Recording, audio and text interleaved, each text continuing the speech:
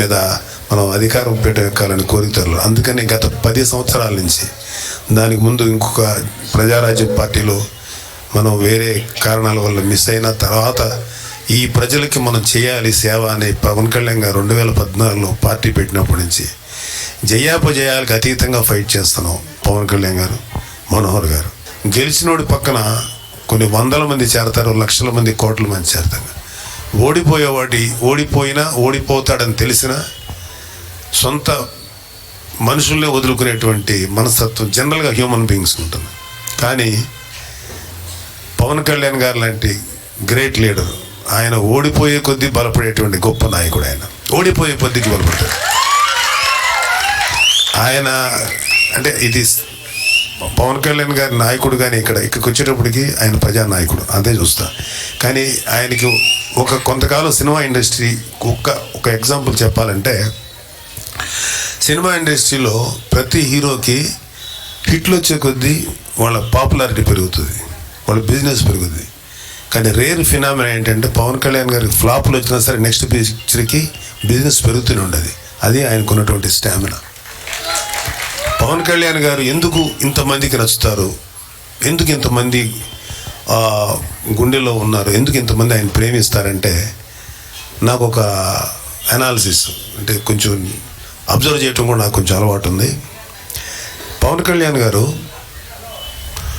ఆయన ఒక ప్రభుదేవ అంత గొప్ప డాన్సర్ కాదు, లేకపోతే ఒక పెద్ద పెద్ద హీరో ఒక చిరంజీవి గారు, లేకపోతే ఇంకా అంత గొప్ప ఇది కాదు. కానీ వీళ్ళందరికంటే మించినటువంటి ఒక గొప్ప హ్యూమన్, అతను గ్రేట్ హ్యూమన్ బీయింగ్. అందుకనే గుండెల్లో ప్రజలు కనెక్ట్ అయ్యారు. ఇక్కడ ఇది రాబోయే తరాల కోసం, నెక్స్ట్ జనరేషన్స్ కోసం పెట్టిన పార్టీ.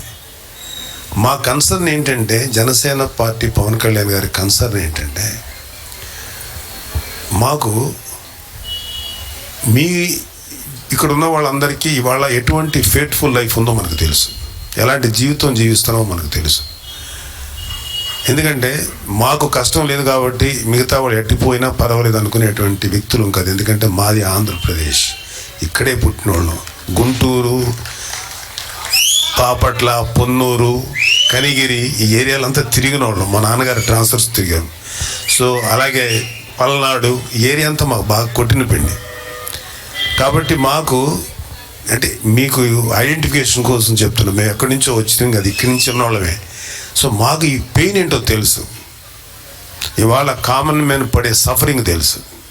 సరే, ఇది దీని గురించి చెప్పే ముందు ఒక మాట, మాకు ఇక్కడ మనోహర్ గారి గురించి ఒక విషయం చెప్పాలి. ఎందుకంటే స్పెసిఫిక్గా ఆయన తెనాలి వాస్తవ్యులు కాబట్టి ఆయన గురించి మీకు ఒక విషయం చెప్పాలి. ఎందుకు మేమందరం మనోహర్ గారిని అంటే, మా ప్రెసిడెంట్ పవన్ కళ్యాణ్ గారు ఇష్టపడటం, ఎలాగో ఆయన ఇష్టపడ్డా, మేము ఇష్టపడినా, ఎవరు ఇష్టపడినా మన జనసేనలో ఎందుకు మేము ఇష్టపడతామని చెప్తారు.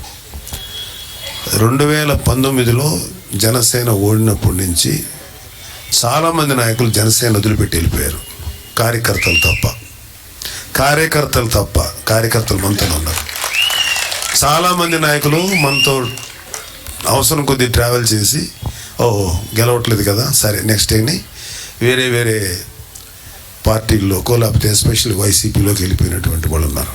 కానీ ఆ టైంలో ఒక లెవెల్లో తెనాలి నుంచి పోటీ చేసి ఓడిపోయినా సరే పవన్ కళ్యాణ్ గారు, మీరు గెలిస్తే నాకేం అబ్జెక్షన్ లేదు, హ్యాపీ. కానీ మీరు ఓడిపోతే మాత్రం లైఫ్ లాంగ్ మీతోనే ఉంటాను, మీతోనే ట్రావెల్ చేస్తానన్న ఒక గొప్ప వ్యక్తి, గొప్ప లీడర్షిప్ క్వాలిటీ ఉన్న వ్యక్తి నాదెండ్ల మనోహర్ గారు. అందుకని ఆయన అంటే మా అందరికీ చాలా ఇష్టం. ఇవాళ ఎవరు ఎన్ని చెప్పినా సరే, ఎన్ని మాట్లాడినా సరే, మనోహర్ గారు జనసేనలో పవన్ కళ్యాణ్ గారి తర్వాత అత్యంత ముఖ్యమైన నాయకుడు ఆయన. మాకు చాలామంది అదేంటి సార్ మరి మీరు నన్ను ఏదో ట్రై చేస్తారు మీరు కదా. అరే, ఆయన కష్టపడి పనిచేసే విధానం, ఆయన మనస్సు అంటే శారీరకంగా మానసికంగా ఒత్తిడి తీసుకొని ఆయన పనిచేసేంత కెపాసిటీ మాకు లేదు. ఆయన such a great leader Manohar గారు. సో మనోహర్ గారు తెలుగు రాష్ట్రాలకి ఒక అద్భుతమైనటువంటి స్పీకర్గా పనిచేసిన వ్యక్తి, మంచి రాజకీయ నేపథ్యం ఉన్న వ్యక్తి, గ్రేట్ హ్యూమన్ బీయింగ్. అలాంటి వ్యక్తి మన జనసేనలో ఉండటం అనేది మనకు అత్యంత బలమైనటువంటి విషయం. అది చాలా స్ట్రెంగ్త్ ఆయన పార్టీకి. ఆయన ఎంత కష్టపడతారో మీ కంటికి కనపడేది కంటే కనపడని విధంగా ఎంత తిరుగుతారో, ఎన్నిసార్లు అలిసిపోయారు. ఇప్పటికీ ఆయన కాలి గాయంతో తిరుగుతున్నారు. నేనే మొన్న ఏమంటే ముందు ట్రీట్మెంట్ తీసుకోండి, తర్వాత మీరు బలంగా తిరిగితేనే కదా అంటే ఆయన పట్టించుకోరు. అది వాళ్ళ character. That is what Pavan Kalyan garu. So నాకు అందుకని మనోహర్ గారు అంటే ఇష్టం. సో మీరందరూ కూడా ఇవాళ నేను వచ్చింది ఏంటంటే, ఎందుకు కూడా మాట్లాడమన్నారు కూడా చెప్తున్నా, ఐఎమ్ అప్పీలింగ్, మిమ్మల్ని నేను ప్రార్థిస్తున్నా, రిక్వెస్ట్ చేస్తున్నా, జనసేన టీడీపీ అలయన్స్ ప్రభుత్వం ఒక్కసారి చూడండి.